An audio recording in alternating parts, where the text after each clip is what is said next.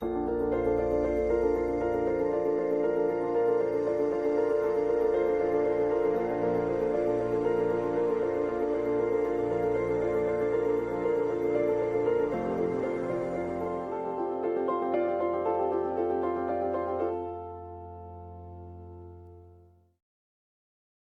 back to A Foggy Day on Olympus, everybody. My name's Mike Pierce, and this other person on the other side of the screen is Coel Campo, alas.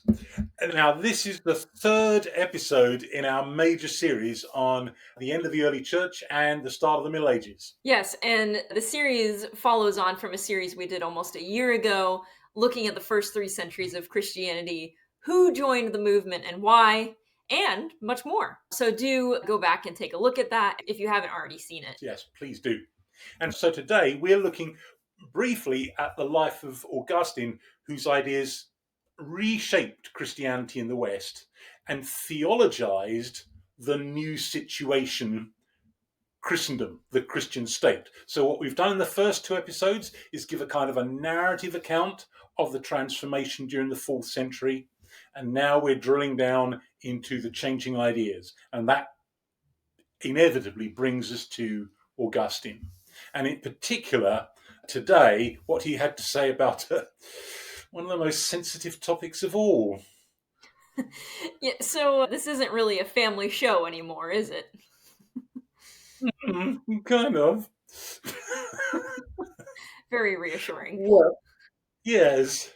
Okay, well, here's a quick overview of what happened in the 4th century. Yeah, but do we really have to look at the slide again? Every episode in this series, I'm afraid, partly a reminder and partly allowing for the fact that some viewers didn't watch the first 2 episodes of the series. So yes, so you really ought to go watch the first 2 episodes of the series, people, so that we can get on with this. Yes, right. And so you're no longer annoying Coel, which is one of the most painful things in the world. Right. Okay, so up to 311, Christianity suffered the worst of the Roman persecutions. It had been going on for 250 years. Those last few years were the worst. From 313, Constantine issues the Edict of Milan, declaring a religious toleration, and that's really directed at Christianity because that's the main thing that wasn't being tolerated. And in fact, from that point on, Christianity won imperial favor. And then during the next, quick math, 67 years, 313 to 380, legal and social pressures favoring Christianity led to a massive influx of people into the churches. And many people might say, with considerable justification, that this is more a kind of a political or a social change rather than any kind of inner conversion, which is what had characterized Christianity up to that point. And in 380, Theodosius outlawed pagan sacrifices, and although it was still possible thereafter not to be a Christian, it became more and more difficult. So that by the century's end, Christianity had, in effect, become the official and nearly compulsory religion. And that change was accompanied by a revolution in Christian theology, which we're going to be starting to look at today. So that brings us to our man Augustine of Hippo. Here he is in 354, lives to 430. So Augustine, and you'll have to stop me because inevitably I will pronounce his name wrong, which I remember was a really big deal to you when I was in college, and so It's not a big deal to me. You Augustine all you want. I just want doing it. if we see your face make horrible contortions, we'll know otherwise. Oh, no, I do that to you anyway. Anyways, Augustine wasn't born until more than 40 years after this transformation of Christianity has been going on. More importantly, perhaps, where's Hippo? Show you in a moment. We'll bring up maps in a moment. How about this for a book that we should be recommending? Uh, what in the world is this? Look, if you didn't want to get involved with a nerd, the time to say was about a decade ago. Yeah, this is a great book. Um, I may not be a big fan of Augustine, but I've certainly got plenty of literature about him and all of his writings. So yeah. All right, and we're dying to know, how much does this one cost? Well, it is 900 pages and a snip at $57 for the hardback. And for some strange reason, it's nearly 200 for the paperback. I don't know why. Probably because at some point it was designated as a lethal weapon. Yeah, probably. Okay, well, there are, of course, countless biographies, and Mary T. Clarke's is fairly short and one of the best. Okay, and how many of those countless biographies do you own? Just the five. It's a lot of biographies for a man that you don't particularly care for. Yeah, yeah. Well, I like to get plenty of ammunition, you know. Well, let's take a look at some of the key points of his biography, like we did last week with Ambrose and Theodosius and John Chrysostom and etc. So, he's born to a Berber family in Tagaste, in what is now Algeria, Roman North Africa, then in 354. Now, I thought Berbers were a kind of carpet. Yeah. Well, the Berbers still exist, actually. They are people who live in the mountains of North Africa. At the time, they were defined as being indigenous and not really Romanized. These days, they are less Arabized than the people that live in the coastlands. So, yeah. And he went to school aged 11 in a town about 19 miles away to the south. And then later, when he was 17, he went to Carthage to study rhetoric. And in Carthage, he pursued an immoral life. He rejected his mother's Christianity. His mother was a Christian, his father, a pagan who converted to Christianity on his deathbed.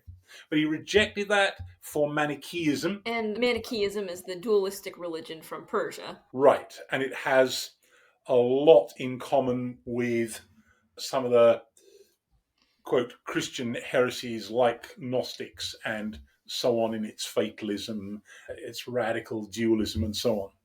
He also took a lover who gave birth to their son, Adeodatus, which means gift of God, actually, in 372. Now, if you do the math there, you'll realize that he becomes a daddy at age 18. Oof. Yeah. He taught rhetoric in Carthage for, 9 years, and then moved to Milan, where he dropped his attachment to Manichaeism and became a religious skeptic. His mother arranged a marriage for him, fairly high society, with a very young girl who was way too young to get married, but the arrangement was made, so he had to wait until the marriage itself could happen. So he cast off Adeodatus' mother, whose name we never learn, and he also came under the influence of Ambrose, the Bishop of Milan, whom we considered in the previous episode, and Simplicianus. And in 386, he was converted to Christianity. So at that point, he's 32 years old. In 387, he and his son returned to Africa, where the boy sadly died the following year. And in 391, he was ordained and he became Bishop of Hippo in 395. Does he have more children? No, he doesn't, because he now lives a celibate life Oh, for reasons we'll get into very shortly. he doesn't end up going through with the arranged marriage? No, he doesn't. Ah, okay. Yes, yeah, that never happens. In fact, in the interim, although of course it's an interim without an ending, he dives back out into an immoral lifestyle again. Right. So this is bothering him, bothering his conscience, and that's part of the background to his conversion, as we shall see in a bit. Yes. Okay, now here's that map which shows some of these places we've referred to. So the area in olivey green, a little to the right, has a place called Tevaste, which is actually Tagaste. Carthage is on the coast, the principal city in the purpley coloured area there. That's where he went to school and where he linked up with the Manichees. And Hippo is in the brighter green area just to the left of it. So there's your Hippo right there. And that, of course, is the place from which he takes his name because he's bishop there for 35 years. Okay, well, here is some of his major works. Do Augustine's books always come with a sort of looming shadow over top of them, or just yours?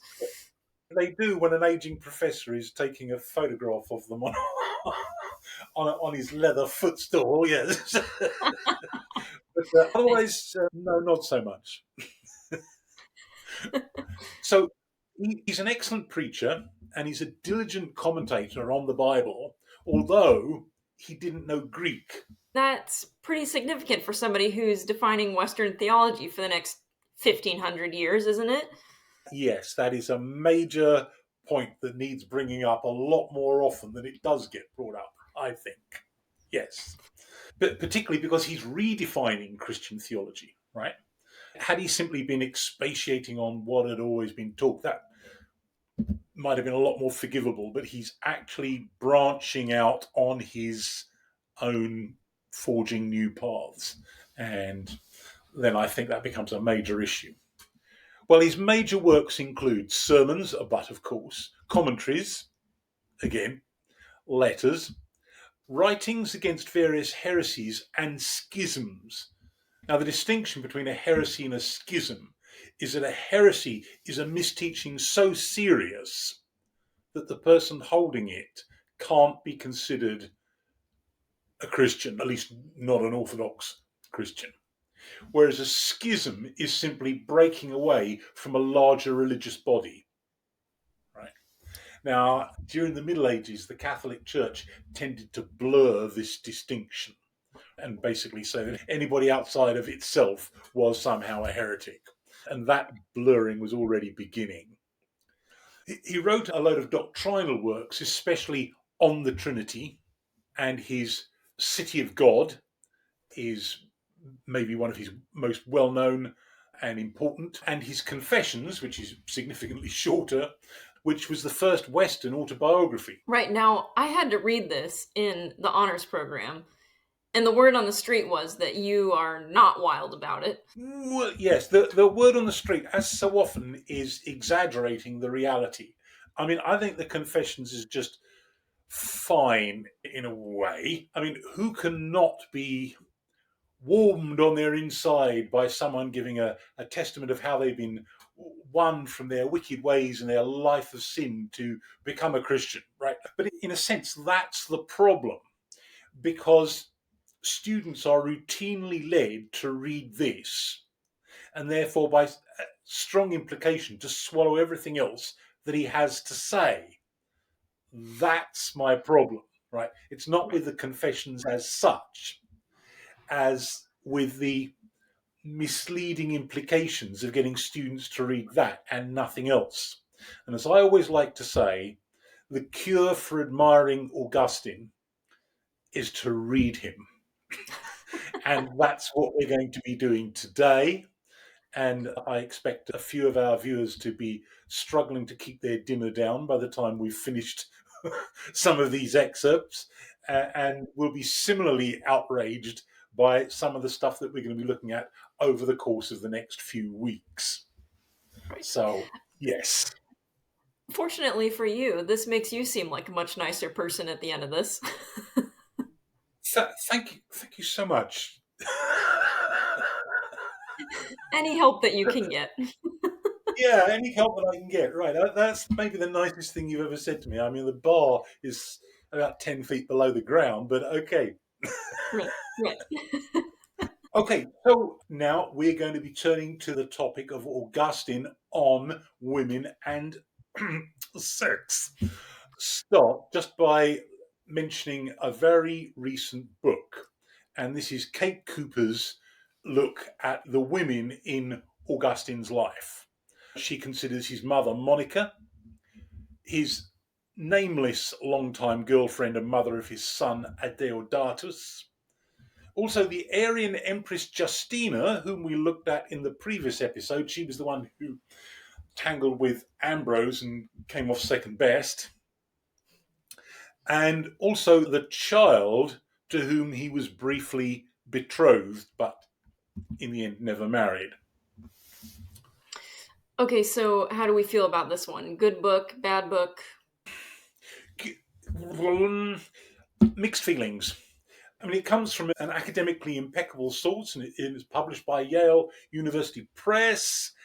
She is, to my jaundiced eye, a little too anxious to square herself with currently fashionable sensibilities, let us say, and does things like, without any justification at all, give names to his nameless girlfriend, right, and to the child to whom he was briefly betrothed. She just thinks that we ought to call them something, so she makes up a name and gives that to them, which I think is just downright silly. I mean, one of the terrible things, really, particularly about the first of those, his longtime girlfriend, the mother of his son, is, as one commentator has put it, he never names her in his confessions because she was his sin, not his wife. I mean, obviously, the commentator doesn't take that view. He's attributing that view to Augustine and saying that's why he never names her. Right. And I'm sure that's right. So that is in itself appalling. But Kate Cooper does a decent job of looking at these women in their own terms. Yes. Okay, well, let's just start with the first of several sources from Augustine's writing on this topic. He sees sexual procreation, the fact that we are sexually procreated by our parents, as the source of original sin. Now, original sin is a topic that follows on directly from what we're looking at today, and we will consider much more in the next episode. In this episode, we're going to keep on obliquely referring to it. We'll come back to it properly as a topic in its own right in the next episode. Original sin is his idea also, or that was already commonly sort of believed in at this point? What most people today take to be original sin, i.e., what is really universal sinfulness, had always been believed in. Right. But original sin, strictly speaking, starts with him. But that's a topic that we'll look at next week. But it's absolutely intimately related to what he has to say about sexual procreation. Christ, he says, was begotten and conceived without any fleshly pleasure, and so he also remained free from every kind of defilement by original sin. Okay, let me just guess here. The italics for "and so" are yours, rather than in Augustine's Latin original. Yes, I'm not sure that he had italics available to him, right? What font size did he decide to use when typing this? Yeah, no, that was not what was going on. But you're quite right. The "and so" is mine because I'm wanting to stress the link. On the basis of this statement, he's saying that the reason that you and I are sinful and Christ isn't is because you and I are sexually procreated from our parents, whereas Christ is born without sexual procreation and therefore is not sinful. Right. So that's very clearly saying that it's the sexual procreation that causes the product of that procreation, the baby, and then eventually you, me, everyone else, to be sinful. So I'm assuming that this will have implications for the full humanity of Jesus. Yes, and for sin and for sex. This tells us that sin is a product of sexual procreation. that sexual procreation in itself is intimately bound up with lust, which is wrong, and it has implications for Christology, which Augustine himself and Augustinians generally would hotly deny. Right? In what sense then is Jesus fully human in the same way that you and I are? Logically, he's not. And the Augustinian and in Protestantism, the Reformed traditions, their response to that is more rhetorical than substantial. Right? Or it's going to entail a retreat from what Augustine's saying here. Right. Now, this other excerpt is taken from his Against Faustus. Now, Faustus was the leader of the Manichees in Carthage, and which is where Augustine had been closely tied up with them and part of them. He had been a hearer, that is, not a leader of the Manichees, but like an ordinary member, a hearer. So he knew this fellow personally. Now, the Manichees were themselves, let us say, sexual pessimists. That is, that they took a very negative view of sexuality. So the elect, the leaders, are supposed to be celibate, but actually they're not always, as Augustine later discovered. It was one of the things that disillusioned him with Manichaeism. The hearers were allowed to be married, but they were not supposed to have children or to avoid it if they could. And that's what Augustine's attacking here. The birth of children, he says, is what you Manichees most abhor in marriage. And thus you turn your hearers, ordinary members, into adulterers of their own wives. Now that seems like a very perverse sort of expression. But basically he's saying that people who have relations within marriage, if it's not for the purpose of procreation, that is tantamount to adultery. When they are alert to see that their wives do not conceive, they wish to have no children, for whose sake alone marriages are contracted. Why then aren't you the sort of people who forbid marriage if you're trying to take away what constitutes marriage in the first place? For if that's taken away, husbands are shameful lovers, wives are harlots, marriage beds are bordellos, and fathers-in-law are pimps. He's taking it for granted as that most marriages are arranged, right, which they were at that time. So Augustine is saying here he's advocating for no contraception and for sex only being tolerable for the purpose of procreation. That's right, yes. Now, just to point out to as many viewers won't be aware that attempts at contraception have been used over centuries. It's just that they weren't very reliable until very modern times. But yes, they were used. A lot of Catholics still sort of hold to this view, don't they? Well, yes. I mean, this is the root of this traditional Catholic teaching. Amongst most Catholics today, particularly in Western countries, this ruling is honoured in the breach, so to speak. But that's the official line, right? And that goes back not so much to the Bible or to early Christianity as to Augustine.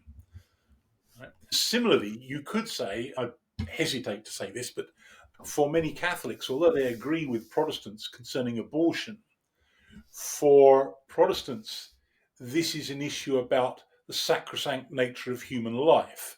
And Catholics certainly agree with that, but for them also it's part of their doctrine of sexuality, right? And that traces back again to Augustine. Okay, well, I've given this next couple of excerpts the provocative title, All Women Are Good For, but these excerpts do seem to deserve that rather mocking title on my part. So this is from his commentary on Genesis. I don't see what sort of help woman was created to provide man with if one excludes the purpose of procreation. We will now have a little pause while there are screams from everybody listening to this and people breaking their computer screens or whatever. Right. Right. If woman is not given to man for help in bearing children, for what help could she be? Gee, I don't know. to till the earth together. If help were needed for that, man would have been a better help for man because physically stronger, right? The same goes for comfort in solitude. Really? How much more pleasure is it for life and conversation when two friends live together than when a man and a woman cohabitate? Now, those last couple of sentences there are pure Neoplatonism, the Platonic ideal. And think of the way in which the term Platonic friendship is still used, right? Usually these days, actually, about a friendship between a man and a woman that doesn't have any sexual component to it, right? But in Plato's idea, that was simply between two men or two women. Generally didn't think much about women, just generally two men, right? So Neoplatonism has decisively shaped Augustine's thinking on this and so many other topics, as we will see in the next few weeks. And he's writing that as a Neoplatonist, not as a Christian at all, really. But if you think about it, actually, via some of the more radical forms of contemporary feminism, this idea has made a comeback, right? The way even which spouses are supposed to be relating is primarily this idea of the Platonic partnership rather than any differences that are allowable to exist between men and women. And I suppose that idea is more saleable in an age like ours where people tend to keel over at 80 or 80 something rather than at 45. Right? So in a way, it's kind of come back to haunt us. Yeah, that's Well, true. then we have this little zinger of a sentence. He, a Christian husband, loves the fact that she, his wife, is human and hates the fact that she is a woman. Now, where he gets that from and what that possibly has to do with the Sermon on the Mount, which he's supposedly expatiating upon at this point, I can barely imagine. But it certainly is quite revelatory of a certain state of mind. By the way, dear viewer, do you still like this guy? Yeah, it's bad enough to turn anybody into a feminist, really. Right, yes. But of course, it gets worse, really, what we're about to see here. Well, it gets more and more bizarre, let's put it that way, yes. So he now indulges a wild hypothesis, and this from his famous The City of God. The picture there on the right of the screen is of the Penguin edition, so one of the cheapest and most easily available editions of this, one of his most famous works. Then why should we not believe that before the fall in Eden, the sexual organs could have been the obedient servants of mankind at the bidding of the will, in the same way as the other organs, if there had been no lust which came in as the retribution for the sin of disobedience? Then, had there been no sin, the man would have sown the seed and the woman would have conceived the child when their organs had been aroused by the will at the appropriate time and in the necessary degree and had not been excited by lust. Now, we're not going to pursue that thought here. We shall allow people to plumb the depths of this thought in the privacy of their own homes, but it certainly is pretty bizarre.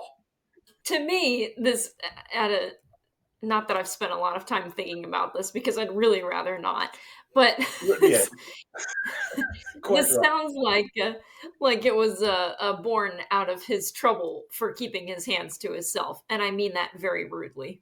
Yeah, well, we're going to consider precisely that point in a moment, but yes, yes. And finally, of excerpts of this kind, viewers will be relieved to know that we're going to draw a line under it for a moment. I think the point has been adequately made. This from his Against Julian of Eclanum. Now, a quick explanation as to who Julian was. The later part of Augustine's career was marked by constant polemics against a group of supporters of Pelagius, of whom much more next week and the week after. Right? And Julian is one of the most eloquent and able of the Pelagian party. So Augustine expended quite a bit of energy on writing against him. And here, Augustine seems to be saying that sex is a necessary evil. Seems to be saying, he is saying.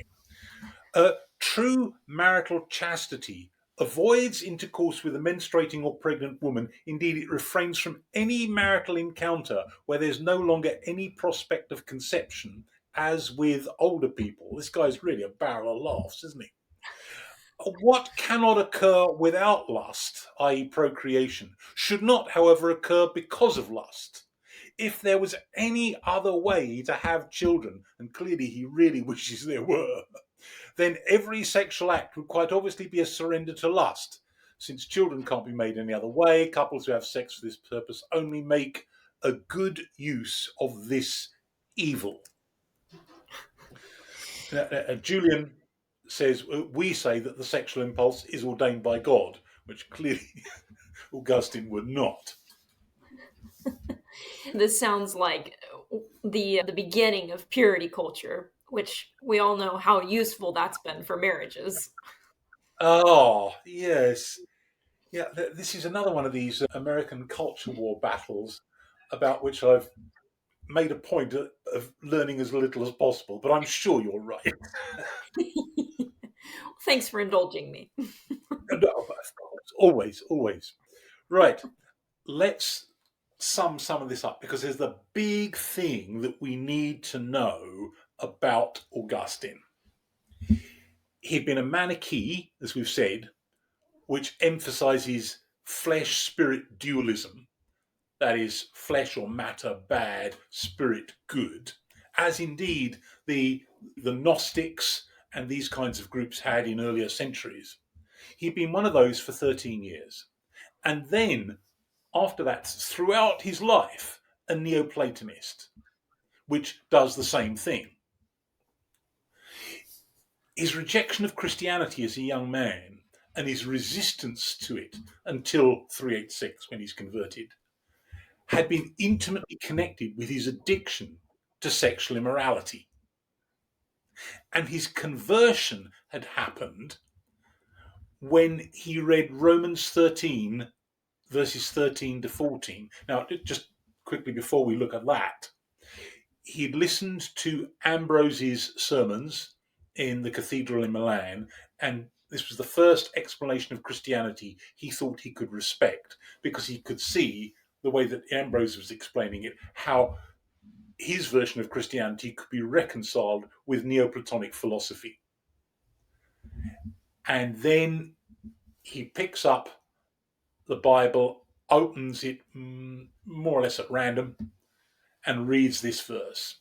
Not in carousing and drunkenness, not in sexual immorality and debauchery, not in dissension and jealousy, rather clothe yourselves with the Lord Jesus Christ and do not think about how to gratify the desires of the flesh. And when we remember all of this, I don't think it's a mere capitulation to modern Freudian psychology to see his conversion and his later theology as shaped decisively by his struggles with and fear of his own sexual impulses. It's not a total explanation, but it's a major part of what's going on. Right. And if true, which I think it certainly is, it's annoying that one person's personal struggle has had so much influence on Christianity for the last several centuries. Right. Well, several centuries, 1,500 of them. Yeah. We're still stuck with this stuff. Now, if I were an Augustinian and wanted to push back on what we're saying here, you might say, well, it's more or less inevitable that anybody's theology is going to be coloured to no small degree by their life experiences and the things that seem to pressure them, right? And that's true. But then it behoves the rest of us to take full account of that and to make significant mental discounts accordingly, right? So I'm not hypothesizing that we should have some kind of brain that's hovering outside the universe looking abstractly and impartially and everything. That is impossible. I'm enough of a postmodern to recognize that fully. But nevertheless, where we can see this kind of stuff going on, then we need to make significant discounts accordingly. In this case, I think very significant discounts. Okay, well, now, is what Augustine's saying completely de novo, coming out of a clear blue sky? Not entirely. There is a backstory here. So we're saying this wasn't all completely novel.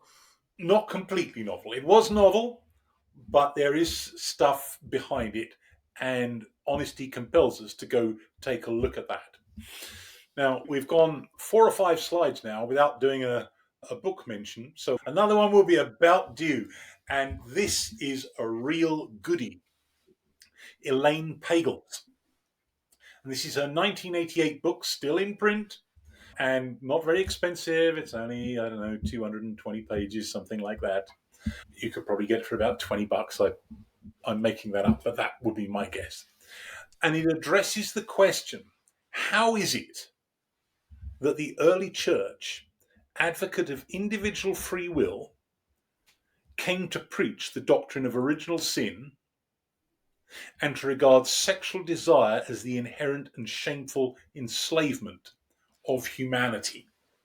So that's what her book, Adam, Eve, and the Serpent, is about. She's looking at changing ideas on these subjects through the first 4 centuries of Christianity, and it is an absolute masterpiece. As interesting as this sounds, the word on the street is that Pagels is a Gnostic-y sort of heretic. Yes, on her own admission, she is. Right. She is not an Orthodox Christian. But that doesn't take away from the brilliance of her achievement in this book, even if people who are Orthodox Christians would want to say, yeah, well, I'm not accepting that argument or what have you. But the evidence that she presents is generally pretty compelling, even if the spin that she puts on it is not always so. Right? But the material she's looking at really has to be read, I think. Now, let's go back here to a passage that is seldom preached on. In fact, I would say never preached on in churches. Maybe I'm wrong. How often have you heard this passage preached on in church? This is 1 Corinthians chapter 7. Yeah, I think the only part that I've ever heard of getting picked up on is the husband and wife giving over authority of their body to the other one. So, yeah, the preachy types really enjoy that part. Right. But otherwise, no, not really. And that's because it's a little embarrassing, because from the beginning, Christians took an unusual stance towards the traditional duty to marry. Now, the Roman Empire was absolutely typical of pre-modern societies in one way, and that is that it took the view that it was everybody's duty to get married, preferably pretty young, and then breed like rabbits, because the death rate was very high. Only about half of all children were going to make it to the age of 16, right? And there was going to be a need for soldiers for the future if we're going to defend our society or political entity, whatever that is, against the next one. But also the grassroots, there was this kind of pressure to be able to continue the family name, and as security for your old age. There were no old age pensions. So if you anticipated the possibility that you and your spouse might survive to an age where you could no longer work, then you needed children who could look after you. So all of these pressures conduced to that end. And Christians were unusual in saying, well, this is all fine, but you count even if you are single. You're not a kind of a lesser being. Well, let's have a look at that passage from 1 Corinthians chapter 7. It's good for a man not to marry, but since sexual immorality is occurring, each man should have his own wife. Now, this is written to the Corinthians, where sexual immorality was a problem, as it was in Corinth as a whole, notoriously. I mean, it was famous throughout the that eastern end of the Mediterranean as being that kind of a city. I'm going to bite my lip and not mention modern cities. But let's just say, what happens in Corinth stays in Corinth. Anyway, the husband should fulfill his marital duty to his wife, and likewise the wife to her husband. The wife does not have authority of her own body, but yields it to her husband. In the same way, the husband doesn't have authority over his own body, but yields it to his wife. Do not deprive each other except perhaps by mutual consent and for a time, so that you may devote yourselves to prayer, then come together again, so that Satan will not tempt you because of your lack of self-control. I say this as a concession, not as a command. I wish that all of you were as I am, because Paul himself was single. But each of you has your own gift from God. One has this gift, another has that. Relaxed attitude, then. Now, to the unmarried and the widows, I say, it's good for them to stay unmarried, as I do, but if they cannot control themselves, they should marry, for it's better to marry than to burn with passion. Now, about virgins, I have no command from the Lord, but I give a judgment as one who, by the Lord's mercy, is trustworthy. Because of the present crisis, I think that it's good for a man to remain as he is. Are you pledged to a woman? Do not seek to be released. If you're engaged, then follow through on that. Are you free from such a commitment? Do not look for a wife. But if you do marry, you have not sinned. And if a virgin marries, she has not sinned. But those who marry will face many troubles in this life, and I want to spare you this. Right, Amen to that. Right. Goodness, I hope a certain person doesn't have to hear you say that, but there we are. I would like you to be free from concern. An unmarried man is concerned about the Lord's affairs, how he can please the Lord. But a married man is concerned about the affairs of this world, how he can please his wife, and his interests are divided. An unmarried woman or virgin is concerned about the Lord's affairs. Her aim is to be devoted to the Lord in both body and spirit. But a married woman is concerned about the affairs of this world, how she can please her husband.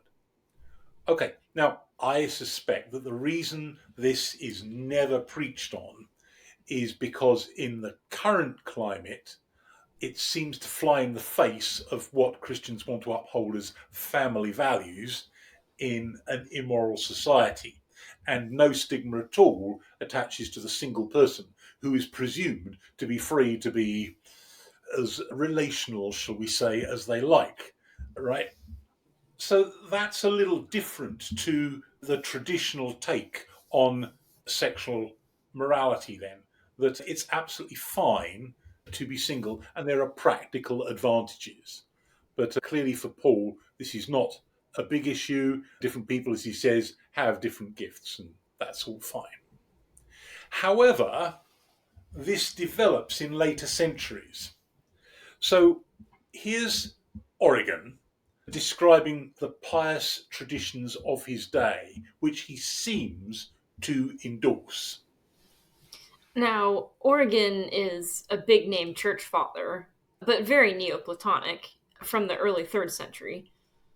Right. Very influential, both positively on some people, but also negatively. Some people thought he was a heretic. We're not going to get into that one now. But yes. So here he is writing in the early 3rd century in his commentary on Matthew. Some say, basing it on a tradition in the Gospel according to Peter, or the book of James. Now, I don't know about you, but I don't have a Gospel of Peter in my Bible. No, I should hope not. Well, actually, if you did, it might be extremely valuable because I'm not sure that we actually have that text. So you might have something worth a lot of money there. It was a pseudepigraphal book. It wasn't written by Peter. Most of that text appears now not to be extant. But the book of James, we do have. That was another pseudepigraphal book written around 145. That is claimed to be by James, but not by him, because it's written later, clearly so. And it claims that the brothers of Jesus, mentioned in the Gospels, were sons of Joseph by a former wife, whom he married before Mary. Now, this kind of thing doesn't get so much these days at Christmas time, but most of us are familiar with the idea, sometimes mentioned, that Joseph was decades older than Mary, that Mary was a teenager and Joseph was a much older man.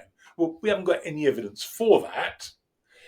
accept this tradition that he'd been married before and therefore had children from a previous marriage. That's the idea. Right. Now, those who say so wish to preserve the honour of Mary in virginity to the end. In other words, people who want to impose that reading on the Gospels do so because they want to say that Mary was not just a virgin when she gave birth to Jesus, but remained so to the end of her life, right? Even though she's married to Joseph. So that body of hers might not know intercourse with a man after the Holy Ghost came into her and the power from on high overshadowed her. And this is where he seems to endorse this tradition. I think it in harmony with reason that Jesus was the first fruit among men of the purity which consists in chastity, and Mary among women, for it would not be pious to ascribe to any other than to her the first fruit of virginity. Now, I'm not quite sure what that sentence means, really, but clearly he seems to be going along with the idea that Mary was perpetually a virgin. And that, of course, is an idea that's officially a doctrine in the Catholic Church these days. And they would point back to these very early stories. They're not in the Bible, but they're stories that grow up about the Bible in pseudepigraphal works, right? Non-canonical works from the middle of the 2nd century or so. So they're going rather further than Paul does in 1 Corinthians 7 in idealizing celibacy as somehow superior to the married state. Right? Not simply having practical advantages, but having a kind of spiritual superiority. So that was their fascination with Mary being a virgin, that they want to spiritualize this celibacy. Right. And this tradition then becomes quite deeply embedded. So if Origen's writing that around, I don't know, say 230, Ambrose is endorsing that tradition about 130, 140 years later. Ambrose, whom we dealt with last week, the Archbishop of Milan. Mary was, of course, married, but a virgin, because she is the type of the church. Now, this is a very allegorical way of reading Scripture. Origen himself had insisted that Scripture needed to be interpreted allegorically, almost as a methodology to be applied to every text, that every thing had various spiritual reference. So Mary is understood as being a type of the church, which is also married, the church being the bride of Christ, but remains immaculate. So we've got the idea of an immaculate institutional church, which again is part of this developing Catholic quasi-medieval tradition, right, which you don't really have in the early centuries. Well, if the church is immaculate, I've just got one word to say to that. Corinth. Right. The Virgin Church conceived us by the Holy Spirit. Now, again, that marks a decisive shift. So instead of what you've got in the early centuries, where the gospel converts people, those people then come together and form churches.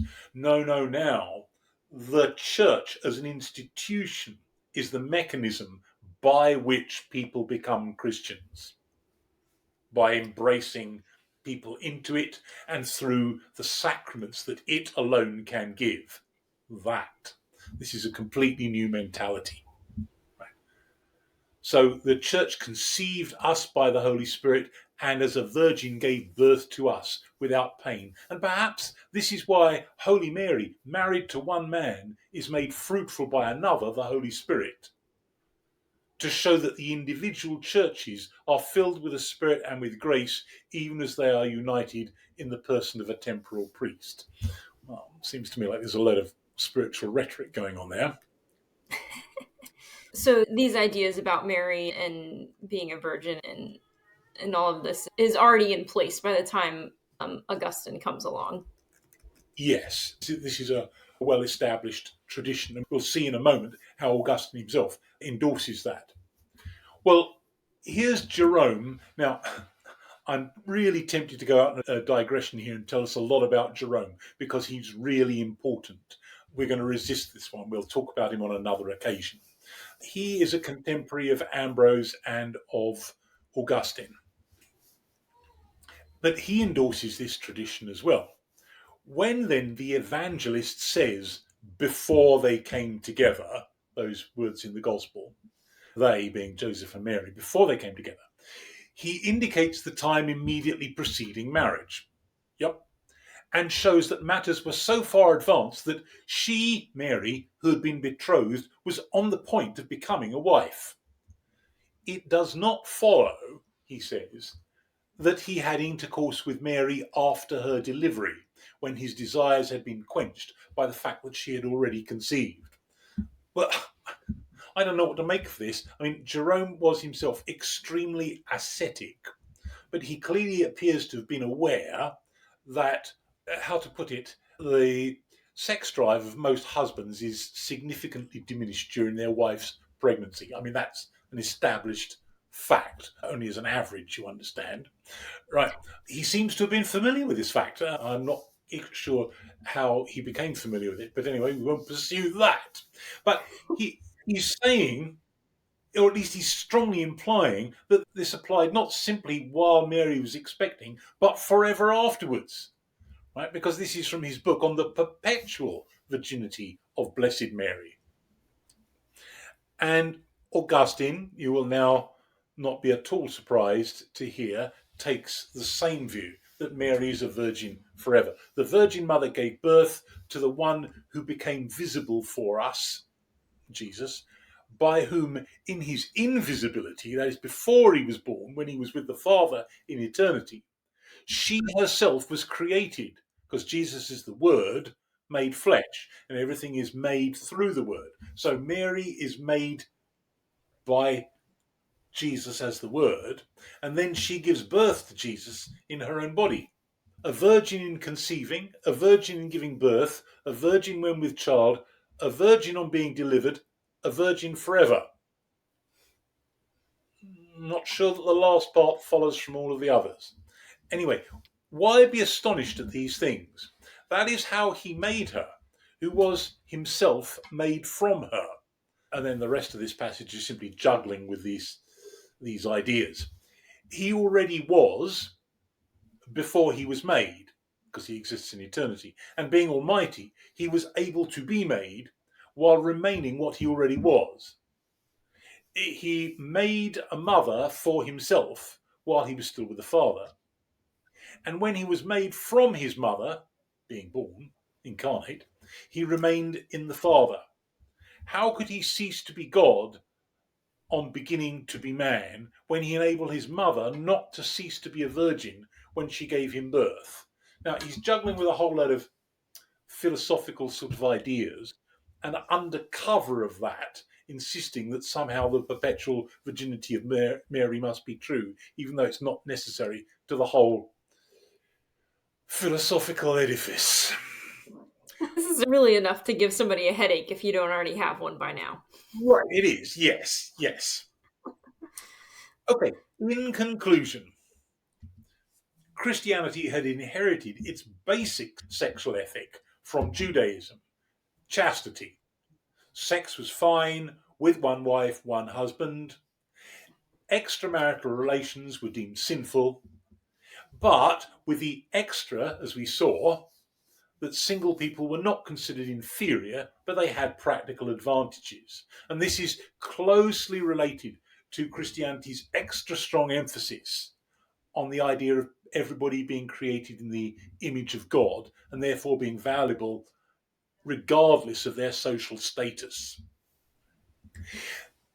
The ever-increasing influence of Neoplatonism led in time to a disparaging of the body and thus of sex, and so to the view that celibacy was actually superior to marriage, a view that's reflected in stories around Mary. And this is brought to full bloom in Augustine, who deemed sex intrinsically a surrender to lust and thus sinful, and causing all people Christ accepted to be born with sinful natures and with a consequence, or was it really the cause, that relations between the sexes are a moral danger? So a lot going on here, Yeah, perhaps more than just Augustine's personal shortcomings. But we're going to continue this line of discussion next week to see how this all ties up with his doctrine of original sin.